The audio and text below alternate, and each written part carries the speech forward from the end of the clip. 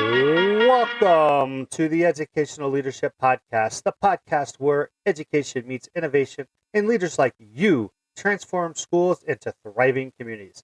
Join us as we guide you through the ever-evolving world of educational leadership, from strategies that inspire your staff to insights that shape your students' futures. We're here to sharpen your skills, amplify your talents, and ignite your impact. So grab your coffee, a notebook, and most importantly, your growth mindset as we embark on a journey to redefine what it means to lead with purpose and passion. This isn't just a podcast, it's professional development. Let's build better schools together, one episode at a time. Now, here's your host, Principal JL.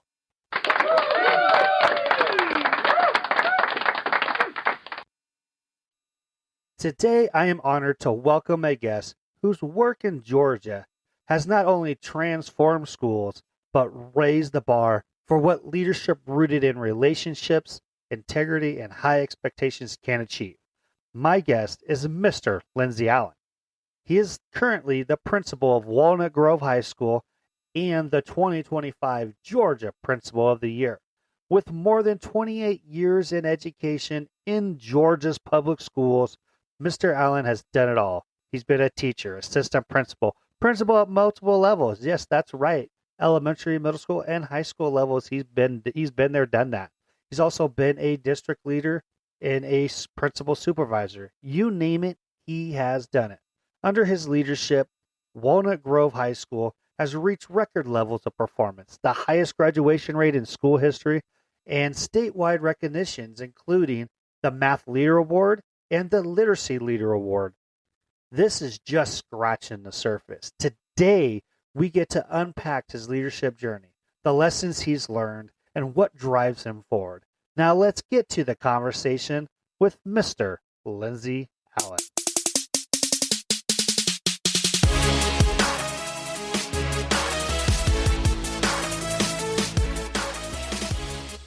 Welcome back, everybody, to another exciting episode of the Educational Leadership Podcast. Today, I am excited to have the 2025 Georgia Principal of the Year, Lindsey Allen, to join me. Lindsey, welcome to the show. Thanks, Jeff. I appreciate you having me. All right, Lindsey, I'm going to go ahead. I'm going to ask you the same question I ask everybody on the show. What inspired you to become an educator?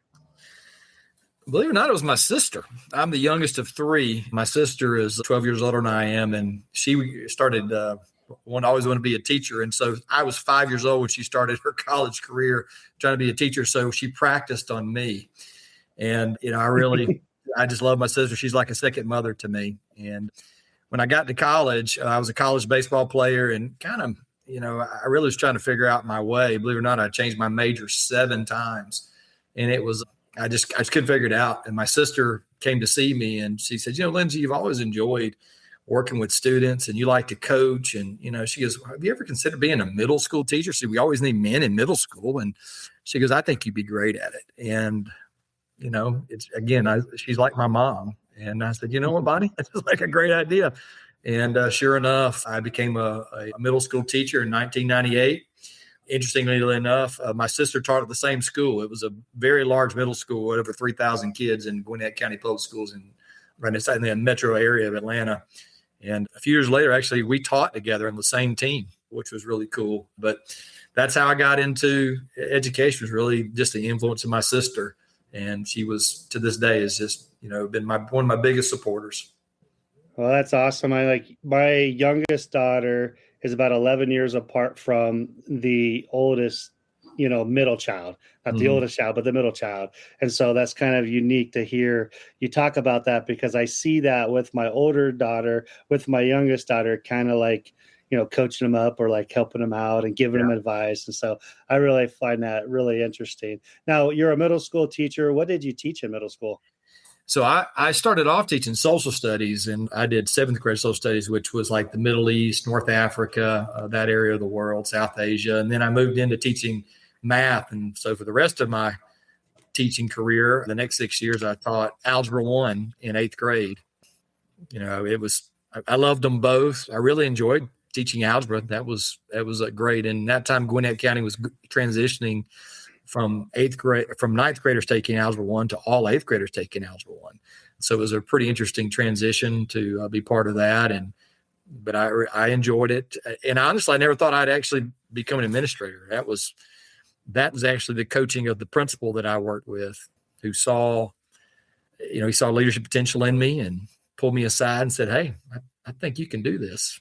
And awesome. I told him he was crazy, but I think we all have those moments where you're not, like for me, I wanted just to coach and teach. That was my goal, right? Yeah. I graduated college. I became a head football coach and I was a math teacher. And so I was like thinking I had it made. And it wasn't until my wife's grandpa put that bug in my ear. And I'm like, yeah, no, I don't think so. But here I am, right? Yeah. So as a teacher, you're teaching social studies, you're teaching math. What is something that you learned as being a teacher that helps you with your leadership today? What's something that you could take away and go, this helped me become the principal I am today? I think one thing that I think helped me, well, number one is I was in the classroom for 10 years. And, that mattered to me. And when I tell teachers that, they're like, oh, okay. Because there are a lot of administrators, they have a skinny minute and they're in administration and they have not really experienced the ups and downs and the challenges of the teacher. One thing I'll tell you that my teachers love about me, I'm real funny about pre-planning. When we do our pre-planning schedule, nothing irritated me more as a principal. I mean, as a teacher, was all of my pre-planning being taken up by meetings, all these things going on, but yet you want me to be ready for open house. You want me to have my lessons ready. You want me to make calls to all of my kids, but yet you're going to encumber all of my time. Mm-hmm. And so I actually have my assistant principals who, I've been very fortunate. I've had 13 assistant principals become principals in my career, but I have them actually create the pre-planning schedule. And then I have them calculate how much time our teachers have. And if when they create the pre-planning schedule, if they don't have more than 65 to 70% of time free, I tell them to go back and redo it. So there's one example of how that impacts how I think about teachers. I think that's great. I mean, that's awesome because you kind of hit something that I believe in as well. I spent 11 years in the classroom. I feel like, the best leaders that I've seen are people that have gone through the ringer in, doing the work in the classroom. I don't want to put down other people that spent 3, 4, 5 years in the classroom and jump to administration, but I think you lose something by doing that. When you actually can say I was in the classroom 10 years or 11 years, you have some more credibility with those teachers when you do hit that role, because you could talk about the ups and downs. Like I was in year 9 learning things, it wasn't just year 1, 2, 3. Yeah. I was in year 9, 10, 11 going, man, I can get better at this. I can do better with this. And so I think it's really important to be able to speak to what it's like to be in that classroom. And you taught math, I taught math. So that's a subject kids may not like very much. And so you're teaching kids to try to learn something they necessarily don't want to sometimes. And when you have parents that say, I was terrible at math, so my kid's going to be terrible at math, like they have this defeatist attitude. You're like, no, don't do that. And so I really, really like that you hit that point. And I also really want to echo talking about you don't want to waste your teacher's time with things. You want to make it productive. You want to make sure if we're going to do some, there's going to be a purpose behind it. And I'm really like that as well, to where I'm not going to call a needless meeting. If I don't have to meet with you, I won't. And when we meet, we're going to do something that's going to be purposeful. And so you to be aware of that and you learn that. And I can say I did that as well. I hated going to meetings that were meaningless. And so to have that perspective, to hear that is really, really refreshing, because not a lot of people in our position do that. And I really do appreciate that you do that for your staff. Yeah, they're more worried about saying we did it as opposed to saying they were able to absorb it and it'd be useful. And that's just one example. I mean, another thing we do too is I build our calendar during the summer. I mean, we put every meeting we can think of on there, because what I've learned is, and my teachers will tell you, I can't tell you how many times I cancel meetings, and you know how much they love it when they get an email from me that says, "Hey, we're canceling today's faculty meeting." Oh yeah. And they will tell you, I mean, it is a big deal if I call a meeting, and they know it's a big deal because I don't do it. Because it's so much easier to put it on the calendar and then pull it off than it is to put it on the calendar, because you're going to gore somebody somewhere. You know, a coach who's got a planned practice, or somebody who is going to, you know, try to get their test graded, who knows. And so again, the one thing teachers never have enough of is time. And I'm really big about them doing the work on company time. So I work really hard, and not just me, I keep saying our team understands the philosophy is we are going to guard our teachers' time because it's the most valuable thing they have. It's the only thing that we can't give them more of. And if they can't do it on company time, they're going to have to do it on personal time. And, you know, with all the coaches we have, all the extracurriculars, all the people serving clubs, that's just more. And so we just, that's just something I try to be religious about, is let's not take away our teachers' time. God forbid they have another opportunity to grade some papers while they're at school and not have them take it home. You hear about, well, they're giving all this planning time. And your point is, they don't have to plan all the time. They can sit in their room and grade papers. They can sit in their room and get prepared. They don't always have to be meeting with somebody all the time. And, I think that's a philosophy that drives me crazy. I'm all about the PLC process. Don't misunderstand me. But I'm also about giving our teachers company time to get ready and not have to take it home if possible. Awesome. I love that. And so you also, I'm sitting here thinking, like, you talk about, giving them time, the more time you can give them, the more they can get their work done. And I really appreciate that you do that as well. Something I believe in, and I think that's awesome. I think more people out there need to do that. So, you've been a teacher for a while. You said you're 10 years in the classroom. What inspired you to take that next step? Some people like to call it the dark side, but it's not really the dark side. Come on now. It's one of those things, like, you kind of get called into it or pulled into it or tapped on the shoulder. What was that for you when you decided, hey, I'm going to go from teaching into administration? Well, there was really two things that happened. One was it was about, February 2007. I was actually, I've told the story how many times. We had just escorted our students to Connections, and I had one of the best principals in the world. His name was Dr. Richard Holland. He was my principal for 15 years. And we were standing there talking, he and some of the other teachers. And the teachers walked off, and he and I were just having a philosophical conversation. And he asked me a question. He said, "Lindsey, have you ever considered getting into administration?" And I said, "Why would I want to do that?" I love leading my students. I love working with my team. And he goes, "Well, let me ask you this question. Why did you get into education to begin with?"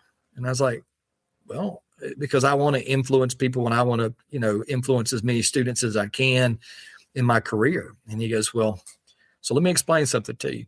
If you're a teacher, your influence is really limited to the kids in your classroom. But if you become an administrator, the entire school, you will be able to influence every kid in the building." He goes, "So if that's what you think is your mission," he goes, "you really need to get into administration." And I mean, that was like a light bulb going off. I'd never thought of it that way, that I had if I really wanted to expand my influence, that's my personal mission statement, is, to make a difference in people's lives by positively influencing their thinking, development, and direction. And if that's the case, then that's why I did it. It wasn't for more money. It wasn't for the prestige of it, because you and I both know there's not a lot of prestige a lot of times. You take on people's problems, but really it was about trying to fulfill what I believe was my mission statement. And so anytime I take a job, that's what I think. Does this help me move closer to influencing more people and making a difference in their lives? And so that was probably the aha moment. The other one was, believe it or not, I had a medical situation not a few months after that almost took my life. And I realized that I wasn't given tomorrow, and that I wasn't necessarily all these dreams and hopes and plans that I had. I wasn't promised those days. And so if I was going to do it, I needed to get into it. And that's really the two events that really happened that got me into administration. Here I am 18 years later. Stay with us. We'll be right back. This podcast is a proud member of the Teach Better Podcast Network. Better today, better tomorrow, and the podcast to get you there. Explore more podcasts at www.teachbetterpodcastnetwork.com. unpack.com. Now let's get back to the episode.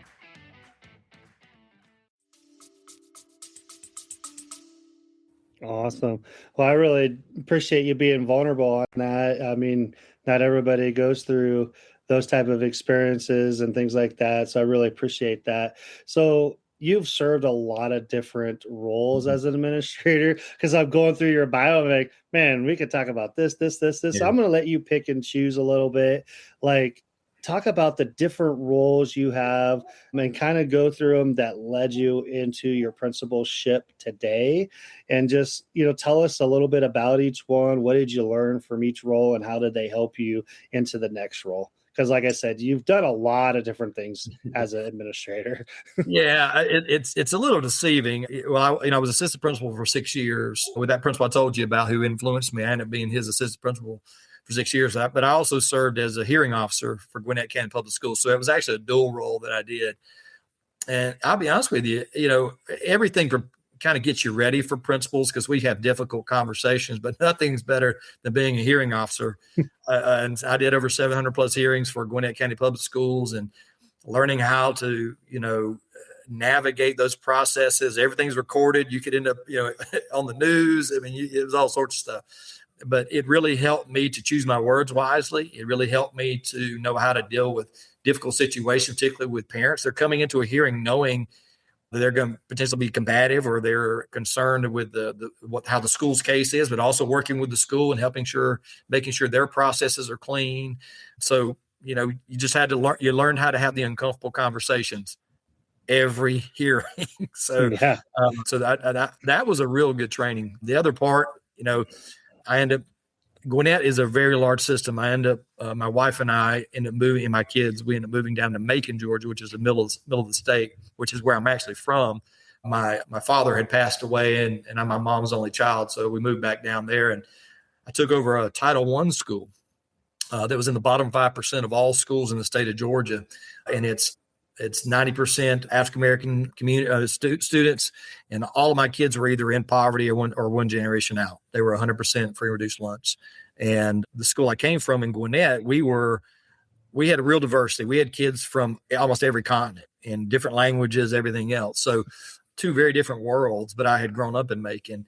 And what I learned in that school was the importance of believing your kids can do it, and making sure you hire people that believe your kids can do it, and don't look at their skin color, don't look at their background, but believe their kids can do it. The other thing was setting a standard and not wavering. You hear Nick Saban say the standard is a standard. That's exactly right.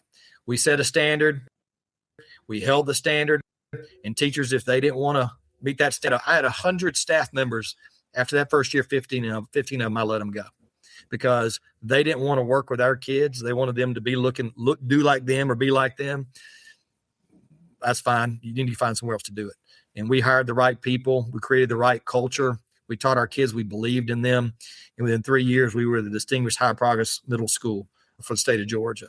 And, our kids were getting high school credits. They never thought they'd get it. We had kids walking out of middle school with 5 high school credits. They never even thought about doing that. But it was all about, again, setting the standard, believing those kids could do it, building relationships with their parents. That was probably one of the most rewarding jobs I've ever done. It was tough.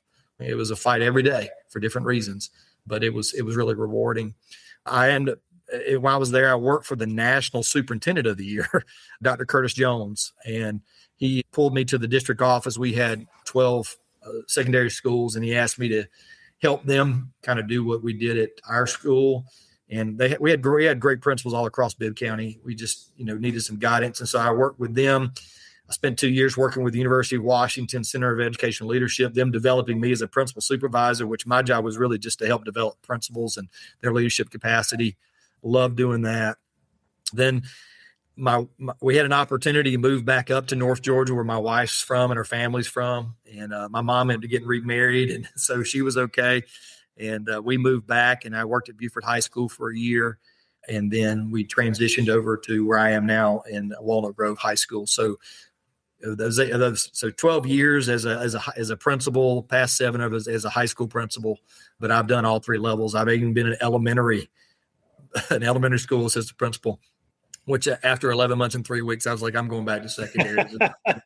It takes special people for those elementary jobs. I'll tell you It that. does, man. Yeah, and as soon as you realize maybe you're not that, it's okay. So. Yeah, no, I mean, I love, like, I've been a 7-12 principal in Nebraska. So it's like a middle school, high school, rural schools, I've done that. And so what I liked about that is taking my 7th and 8th graders and getting them whipped into shape.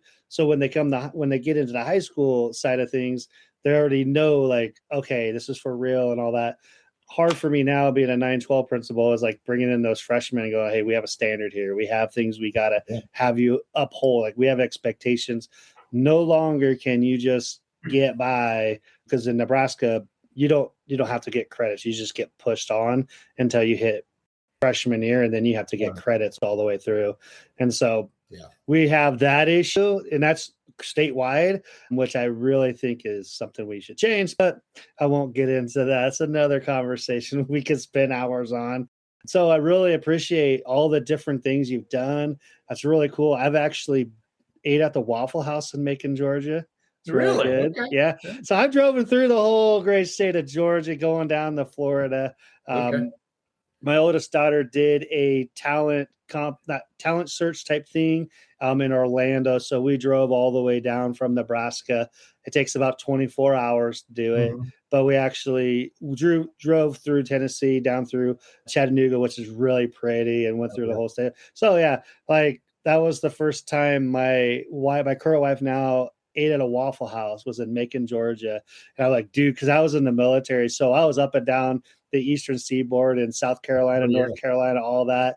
And I'm like going, dude, Waffle Houses are the bomb. We got to go. The closest one to us right now is Kansas City. So anytime we go back towards my daughter lives in Kansas City now, is where she's a school teacher. We go back, I hit up a Waffle House while I'm there. So that's the closest one to us. So there's a little bit of history there for you. There are Waffle Houses everywhere around here. Everywhere. Well, no doubt. It's like the thing, right? It's like a gas station there. It is. And I tell you what, it is fantastic. I mean, you can get whatever you want. You can even get a steak there if you want one. Oh, yeah. Like, my first time going to a Waffle House is when I had an off-post pass in Jackson, South Carolina, and I was at Fort Jackson in Columbia. Fort Jackson was the base, but Columbia, South Carolina, people, you gotta go to Waffle. I'm like, what? What's all the fuss? Went to it, I'm like, I get it. Yes. I get it. That's right. It's good stuff. And, like, I love the grits and the collard greens and all that stuff. Like, I'm a guy from Nebraska, and that's my first time having, some Southern comfort food. And I love Southern comfort food, that's for sure. So let's get back to it here. I kind of got off on a tangent there, but hey, you kind of done a lot of leadership roles there. And let's talk about, like, your current role at Walnut Grove High School. When you look at the growth and the success you have, what do you believe has driven the process, the success that you have? Is there something you can say this is kind of spurred us on to what we're doing today? Well, I think it's like with any leader, it's having clarity of vision. And I think it starts with that. When I started, it was actually April of 2020, right in the middle of COVID is when I took the job. What I did was I met with about 100 different people, believe it or not. And I just asked them, what do you like about Walnut Grove? Where do you want us to go? What are some things we can improve in? And then I asked them, what questions you have for me? And all I do is just listen. And the community will tell you what they are wanting to accomplish. And then my job was to craft the vision that married with what the community wanted. And so the rally cry for us has been for the past 6 years, we want all of our students to have a meaningful school experience, to graduate on time, and to leave enrolled, enlisted, and or employed. And so it's those three things. And we perseverate actually on that end part, because in the end, we realize that high school is not about graduation. That's just a mile marker in their lives. I actually do this with every kid that comes in our building. I do this talk with them where I draw a line from 0 to 80. And I say, guys, that's your life. And then I show them from 5 to 18, that is where you're in school. And I said, look out how much left of that line is left. And I said, these 4 years is all you have left. What are you going to do? Because so much of that's going to determine what the next part of this line is going to look like, from the kind of job you have to what your retirement's going to look like. So we really talk a lot about enrolled, enlisted, or employed. And so I tell them there's nothing worse than the kid getting the handshake, going down the stairs, and having no idea where they're going to go. I said, you're going to end up in a low-wage, high-demand job. And again, I'm not disparaging you going to those jobs, but I believe you're meant for more than that.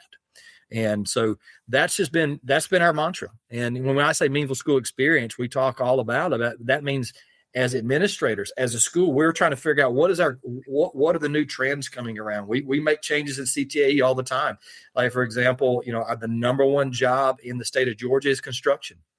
So we started construction. I talked to my superintendent. He got on board, and we built a construction lab. Number two job is healthcare. Well, we have healthcare science. We have engineering, which is also marries with the construction. So, we look at those things. And the other part for us, this is something that was a big deal that I felt we had an inequity, was that, we have the University of Georgia and Georgia Tech right here at us. Our students were not able to get into those schools because we didn't have enough AP classes. When I walked in Walnut Grove, we offered 5 AP courses. Well, just the University of Georgia alone, the average number of AP courses that students have taken and gotten 3s or higher is like 10 plus. We only have 5. And I'm not even talking about Georgia Tech, which is a whole nother ball of wax when you talk about level of rigor. And so, we began to change a lot of our coursework because, again, enrolled, enlisted, or employed. And our kids wanted to compete and go to these schools. So we needed to provide that meaningful school experience. And so we began to transition to that. And now we offer 18 AP courses in just 6 years. And that was a big change. I mean, we moved a lot of people's cheese. But I got a new assistant principal, and we had one that was already there, and they helped me figure that out. And, how does that look? And right now, I mean, we had our largest number of students who were accepted to University of Georgia as early enrollees ever. And that was just 2 weeks ago. And in Georgia Tech, we had a ton again. So, but again, they're able to compete with kids around the country and the world where they weren't before. So that's where it comes back to that vision. Everything we do, that is our distillery. Does what our decision get us closer to what we're trying to accomplish, because that's what the community wants. And how do we do that? So that's what I would say. That's what we did. Yeah, I think that's great. It kind of like what I really liked is what you did is you came in and you go, what do you guys want to see? What's your vision? And you're able to understand like, okay, I see where they're at. How can I help that vision come alive? And I think that's really important to point out, because you weren't coming in saying, I have all the answers. I have this big vision for everybody. You were listening to the people and going, okay, what do the people want? How can I help get to where we are?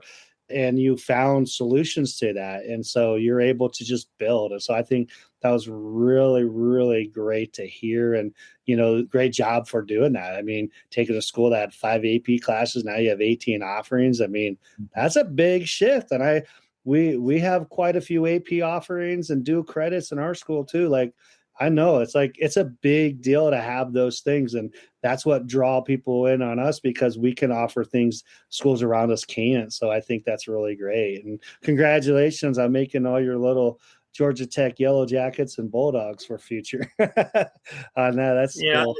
I'm happy for the Yellow Jackets, but I really root for my Bulldogs. But that's a whole nother. That's a whole nother thing. We'll get into a conversation maybe at the end here, but I will say that Nebraska stole your offensive line coach from Georgia Tech. So I'm sorry, guys. Yeah, well, they can steal them all. I don't bother me from Georgia Tech. Yeah, I don't bother you. Yeah, not right now. Right. All right. Okay. So, Lindsey, you were named the 2025 Principal of the Year for the state of Georgia. What was that like? Like, how did you find out about the award? Was there a big celebration? Was it a phone call? Like, was it a big surprise, or was it kind of just a casual thing? I was just curious how people get notified for these things. Mine was a big surprise. So my superintendent, who had just been appointed, decided to call a faculty meeting on a Friday afternoon because he wanted to celebrate our staff's results for things we've done. I'm going, oh my, are you kidding me? He's doing it. And by the way, this was football Friday night. This is not just a regular Friday. I mean, I'm like, anyway, so we did it.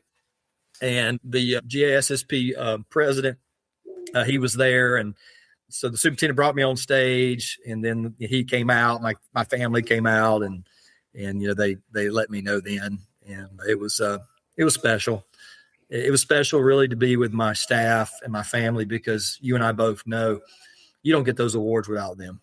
And really, I told them there, I said that this award is really more about the sacrifices my family has made for me to do this job well. And it's about the staff who believe in what we're trying to accomplish. And it's about the kids who've also bought in as well. So, I told them, while this is it's got my name on the award, this is as much everybody in this room as it is mine. And I just happened to be the one getting it. And so it was really humbling, because I just know what my 18 years in administration, you don't get there if you don't have a supportive wife and a supportive family, because you're not there a lot. And you don't get those awards if you don't have a staff that believes in the vision that you're cascading and gets behind you and supports you, and a community that way. And, it was, again, it's still humbling. Truthfully, I wish I could give every one of them an award with their name on it, because that award is as much theirs as it is mine. Stay with us. We'll be right back. Hey there, amazing educational leaders. If you're finding value in this podcast, learning new insights, getting inspired, or just nodding along thinking, yep, I needed that, then why keep it to yourself? Share this podcast with a colleague, a fellow school leader, or a teacher that is inspiring into leadership. Send them a link, post about it, or just casually drop, hey, you need this in your life, the next time you see them. Let's grow this community of game-changing educators together, because great leadership isn't a solo act, it's a movement. Now, back to the show. Well, that's awesome. I'm glad you got a surprise. I'm really surprised your family was able to keep it from you. Yeah, so that doesn't happen very easily. Yeah, I notice things, man. I'm a detailed person, as they will. I'll drive them crazy. I'm so detailed, but they were able to pull that one over. It really, my administrative assistant, Miss Gibson, she was really the culprit. She was the one, and she's unbelievable. I mean, just unbelievable lady, and just a great leader of our school too. But it was really her who was able to deceive me to orchestrate everything. Yeah. Well, that's awesome. So, after being named the principal of the year for the state of Georgia, so what opportunities have opened up for you? So how is that, with this recognition, what has that been like for you? Has it been a whirlwind? What's that like for you? Not really a whirlwind. I think I have, I don't know how to say this. I guess I would say it this way. It's just given a little more credibility to when I say things. I'm saying, like, there's a little more weight when I share things, whether it's in the district or in the state or, in our community. There's just a little heaviness if Lindsey says that, well, let's consider it or whatever. So, and I leverage that as best I can for Walnut Grove and for Walton County. I think that's one thing. The opportunity, again, to share our story and figure out how can I help other principals. Our principals are struggling, whether they want to admit it or not, but they're struggling. I mean, talking to Dr. Allen Long, who is our president of GASSP, he was telling me, because there's so many new leaders in our county, in our school system and throughout the state, and they don't really have a network of people to talk to and connect with. So, I've been able to serve as a mentor for some of the assistant principals that are aspiring to be principals and kind of talk through with that. And so that's I've enjoyed that. But I mean, I don't know. That's about it. I mean, I'm going to tell you what, going to NASSP, getting to connect with all those state principals. And I mean, like Tony Catani, who is the national superintendent, principal of the year in New Jersey. He and I just hit it off, probably because I'm married to a New Jersey girl. So I think that helped a little bit. There you go. Tony, Matt Epps, over in Alabama, it's just, there's so many people that you've been able to connect with and reach out to. That's been really cool. Like you and I met, I think through Tony. And, so that's some of those opportunities. I really want to want to build the profession and I want to invest. Again, I told you I got into leadership because I wanted to influence more people. So this is just another platform to have an opportunity to influence people beyond now even our state. So, but that's probably what I would say. Yeah, that's awesome. I really appreciate you sharing that. And yeah, Tony Catani, I actually met him. I was actually out in Seattle for the NASSP National Convention there. And so that was a really good time. But actually listen to the podcast he did with Darren Pepper to lean into leadership because he was doing all the national finalists for the NASSP. Middle school, high school contestants. And so I listened to his, and he talked about this peer observation thing. And so I had the opportunity to meet Tony in person. I had him on my podcast, and he's like, hey, this is be somebody, here's some people, because we really enjoy just sharing other people's stories. And my thing is I learn, the great things that you're doing.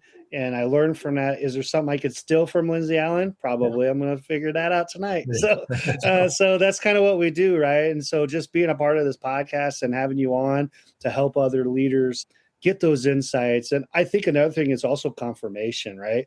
Hey, I'm doing some of the same things that these people are doing. So I'm on the right track. So it gets you excited about what you're doing. So I think that's important as well. You kind of talked about helping people in, new leadership, right? People that are coming into the job. What advice would you give to aspiring administrators? I'd probably start with Abraham Lincoln. He once said that you're not a leader when you get the title. You should have been a leader before you got it. And so what I see a lot of people want the position, but they really didn't prepare themselves for the position. Like, experience is a brutal teacher. It is a brutal teacher. And my view is the best leaders, they do a few things. Number one, they read. Harry Truman says not all readers are leaders, but all leaders are readers. And I can tell you, and my staff will tell you, you won't outread me. So I might not be the brightest crayon in the box, but I can tell you this, you're not going to outread me. I'm going to read research. I'm going to look at leadership books. I'm going to continually try to build my capacity because I believe in the law of the lid, to quote John Maxwell. And as far as I've gone, as far as I can take anybody else. So I think it behooves anybody who wants to get into leadership. It is your responsibility to develop yourself. And that starts, number one, with reading. And number two is to find somebody who's doing it well and become their friend. And, my pastor says this way, he goes, tell me who the five people, who your closest five friends are and what you're reading. And I'll tell you where you'll be in 10 years, because what you read and who you're around are going to influence you. They're going to influence how you think, what your beliefs are going to be, what your values are going to be. And I just can't express enough how important it is to get around people who are doing the job and doing it well, because a wise man learns from experience. A wiser man learns from other people's experience, and it sure is a whole lot less painful. So those are the two things I would tell them. And they sound simple, but I can't tell you. I mean, I can't tell you. I ask all the time the people that I mentor, what book are you reading? You know how many people have told me a leadership book? Oh, how many? Zero. Ooh. Not one. When I think that might be my next interview question when I have to bring in a new administrator. How are you personally growing? So I think that's really important to hit on, because I think, like you said, you go through college, you get the administrative degree, but there's more to it than just theory and what you may think you're going to have to do when you actually got to be in the mix of it and actually doing the job. And so when you learn from people that have actually done it and they've done it well, I think that's really important to understand, because that's kind of what I'm learning, doing this podcast. I've learned from so many different people, but I'm able to get ideas because I'm not my box isn't shrunk. It's like I've expanded the people that I've connected with, but that's helped me grow personally. And I'm hearing you say some of the same things here is like, hey, I'm going to expand my network. I'm going to learn from other people and things like that. So if there's a leadership book that you have read that you would, not, endorse, but what leadership book would you say, hey, this would be a great one for you to think about? Oh my God. There's a lot of them out there, but I just want to know one. Well, I tell people, tell me what you want to get better at. And that's what if they're talking about just general leadership knowledge, I tell them to go read John Maxwell's Developing Leader Within You 2.0. That is a great broad overview. If you're looking at, leadership laws, you knew John Maxwell's 21 irrefutable laws of leadership. If you're looking at how to develop teams, go read Patrick Lencioni's, 5 dysfunctions of a team. If you're looking at hiring, go read Patrick Lencioni's, I'd say, Ideal Team Player. That's a great book. If you're thinking about getting to leadership, go read The Motive by Patrick Lencioni. He has got so many leadership books, and they're not education based in any way, but they're about leadership. Go read those. I'm reading a book right now called Influence. If you want to try to better understand that what we do in our job is about influencing the behavior of adults.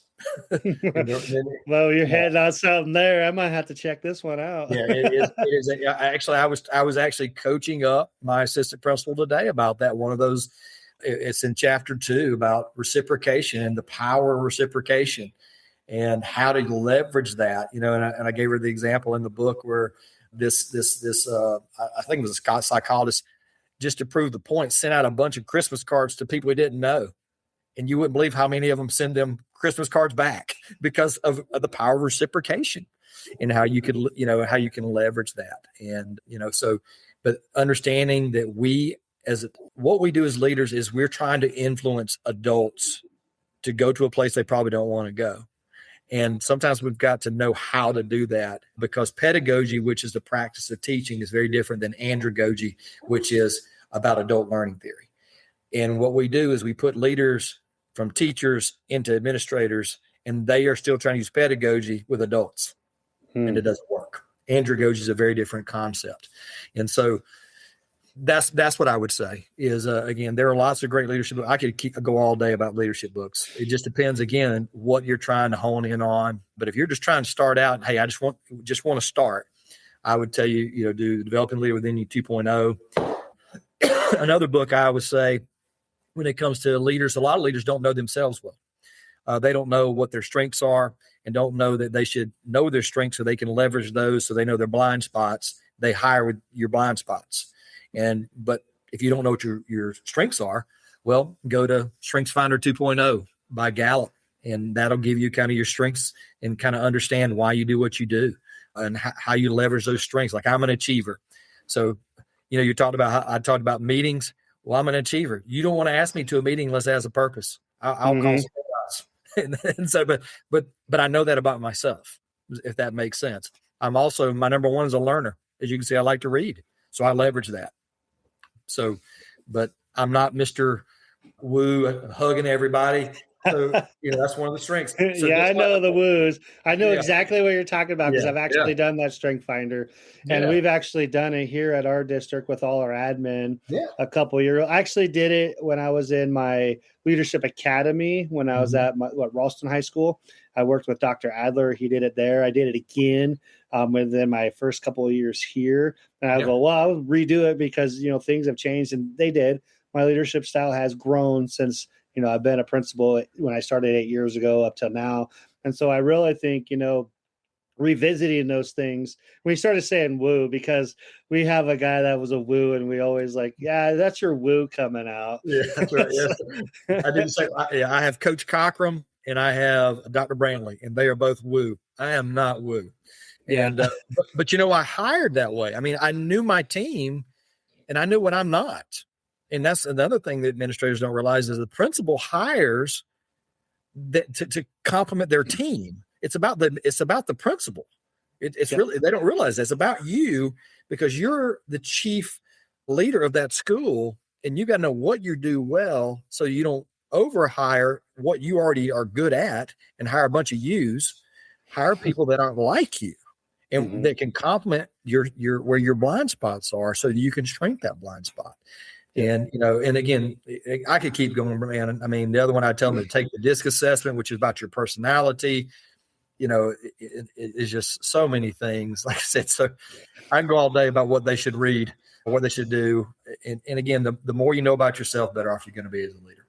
You bet. And I appreciate all the things that you have mentioned there, because there's a lot of great advice in there about, wanting to get into leadership, knowing who you are, how do you work? Because I think that's really important, because that helps inform you so you can make better decisions. And I really like the thing that you pointed out about getting staff around you that aren't you, because that's kind of what I did when I had an assistant principal to hire.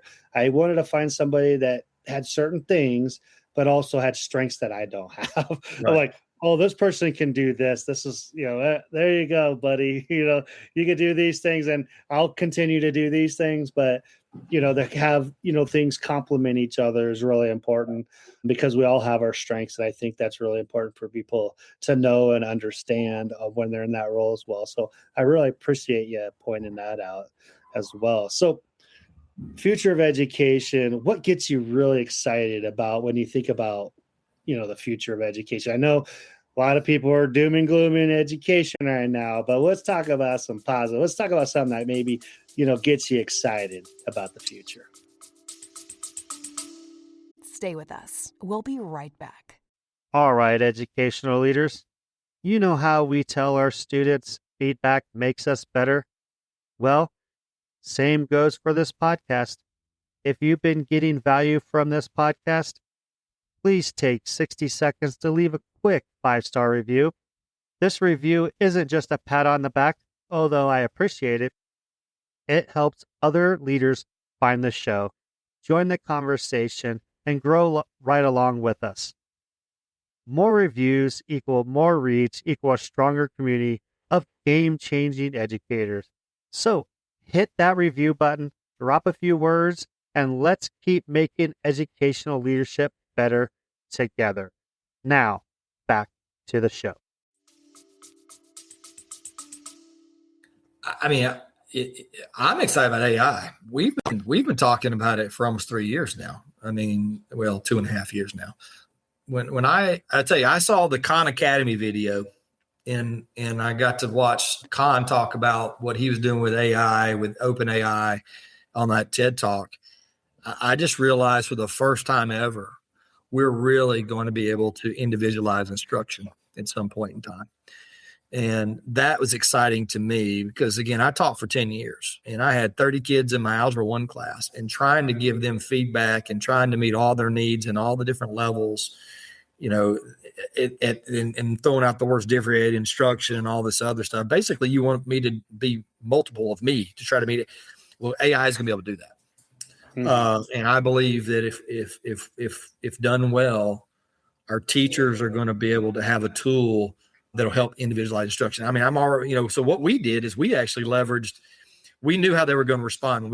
I started talking to them about it. Immediately they go to, they're going to be able to cheat. And so we didn't leverage that. We leveraged time. Again, I'm all about time for my staff. So we showed them how they could get time back. And when I started getting some of my best and veteran teachers, starting to realize I don't have to spend 10 hours doing a rubric. I can get it done in 2 minutes, and they began to realize. So I'm excited for that. I think that's going to help. It's going to give some time back to our teachers so they can have normal lives as best they can at home and be able to leave some stuff at work. Also, I mean, I'm excited because it's a companion. Think about you and I. We went to college. We're writing these lesson plans and trying to figure all this stuff out. Man, you've now got a white collar worker that's an expert that can help you figure out the best pedagogical, the methodology of how to deliver this lesson, or give you some ideas about what that might look like, or to help you find resources that can be at your fingertips. So that's what I'm excited about. I'm excited about a tool to help our teachers get some time back and also to improve themselves. So that's what I'm excited about. I think you mentioned something really important there. You said tool. Yeah. Like it's a tool that we can use to leverage and see. And I've heard people like, oh my gosh, AI is the worst thing in the world. All these things are going to happen. But if you utilize the tool correctly, like AI needs a person to prompt it. AI needs the person to tell it what to do. It can't just do whatever it wants. And so something that we did last spring is we piloted the Magic School AI platform, and my teachers, and I sold it with, hey, this will help you differentiate instruction. This will help you save time. And that's how I leverage it, just like you just talked about. And so when they started seeing it and I started asking questions, they really enjoyed it. Even some of my, like you said, teachers that have been doing this for a while are like, oh, wow, this really does help me able to do my job better because I'm able to do these things. I would take me hours to do. And so even like my English teacher being able to differentiate instruction, she was like, man, I'm able to save so much time now because I have a tool. And so then we went ahead and we got the full package. We're in the enterprise package for my building. I'm trying to get my district to pay for it, but that's another story. But we're utilizing it and it's really working well. I found some money in my budget and I was able to get it. But at the same time, the staff has used it really well. They use it to leverage to get time back. And they really, really like, if they don't, it's one of those things you give them some, there's no way I can take it away from them now. Cause it's something that they go, you know what, this is something we needed, even though they didn't realize it. And I was just like, I don't want to push anything on you, but I'm going to give you an opportunity to leverage something that not a lot of people have done. I think we were the third high school in the state of Nebraska that leveraged that tool. And I think there's a lot more schools now starting to get on board with it. So I think, AI is here to stay. We might as well figure out a way to leverage it to help us and not worry about what it's going to take jobs. I don't think it's going to take jobs. I think it's going to make us better. And I really appreciate you saying that. Well, we had, and I'll say this for your listeners. We had a speaker come and he said, AI is not going to take your job. The person who understands how to use AI is going to take your job. And that's what you need to understand. Bingo. You're right on that. So, hey, man, this has been a lot of fun. I mean, I've really enjoyed getting to listen to your story and learn from you today.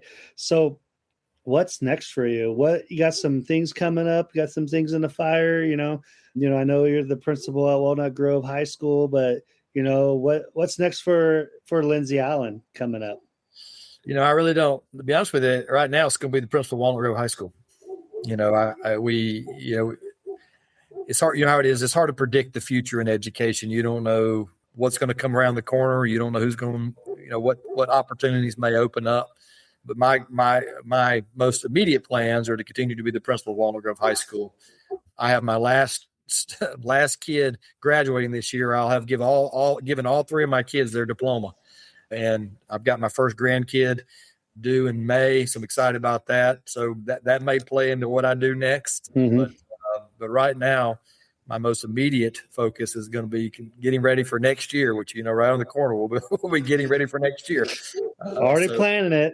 Yeah, exactly. So a lot of people don't realize that good principals are 6 months ahead. So we're already thinking about summer. We're thinking about summer planning. We're thinking about what are we looking at next year already. And so right now, that's what I plan to do right now. Well, I want to say congratulations on becoming a grandpa. I'm a grandpa too. I have almost a 3-year-old granddaughter. So it's a lot of fun. It was one of those surprise things. I'm like, I'm too young to be a grandpa. I was a grandpa at age 44? I'm and I'm just like, really? Like, I'm supposed to be like 50 or 60 or something, but it's a blessing. So I'll be honest with you, being a grandparent is so much better. Yeah, well, so much better. You like spoil them and kick them back. See ya. Yeah, I've heard that quite a bit.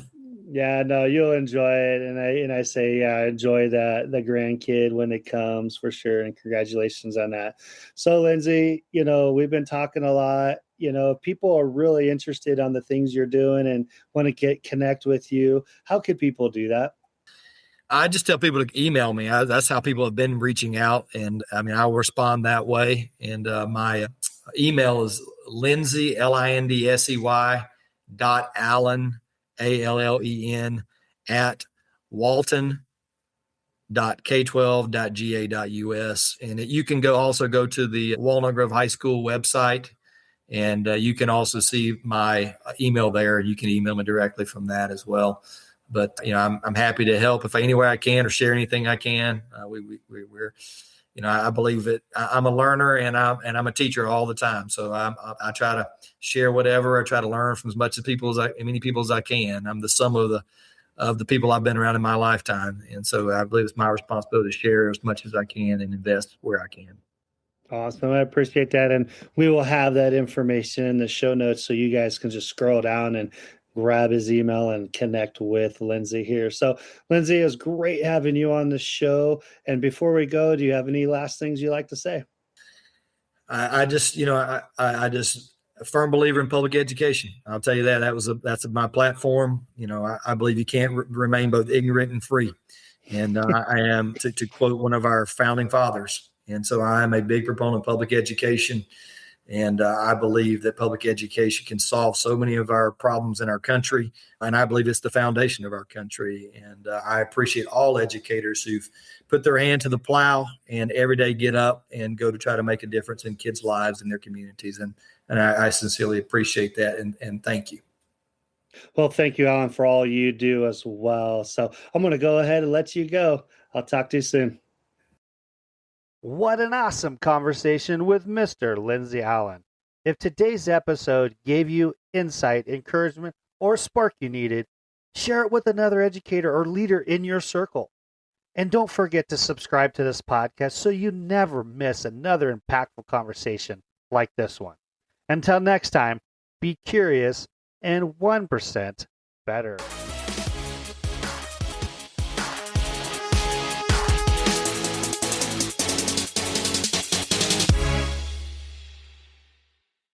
Thank you for sticking around to the very end of this episode. I hope this podcast brings value to you as an educational leader.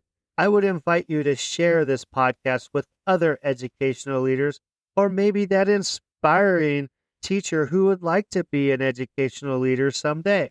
I would also invite you to subscribe and to follow this podcast so you can get the most recent updated episodes when they drop. I would also love it if you leave a review and rate this podcast 5 stars, because that would make this podcast more discoverable to other educators like yourself. You can also follow me on TikTok, YouTube, Instagram, Facebook, X, Threads, and Substack. All you need to do is look for Principal J.O., and boom, there I am. This is where we can continue the conversations from the episodes that you have enjoyed. I am so thankful for you guys for listening. Until next time, always be 1% better.